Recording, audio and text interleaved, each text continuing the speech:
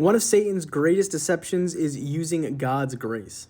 So many of us fall into the trap where we want to do something of the world, or we want to gratify a fleshly desire, and then maybe that thought comes into your head that God will forgive you anyway. There's no reason to not do this because this person's doing it. God's grace abounds, yada, yada, yada, yada.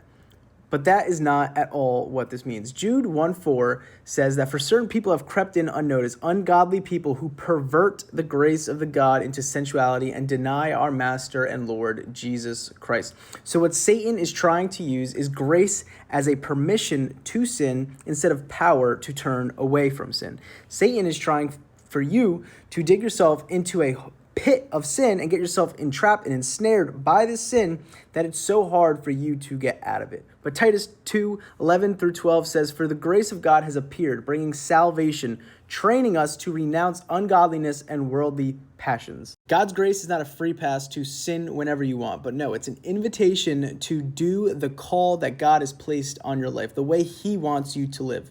Satan will remind you that he will forgive you anyway, that he is a graceful God, but he is trying to weaponize the grace that God has. But I hope you guys enjoyed today and have a great rest of your day.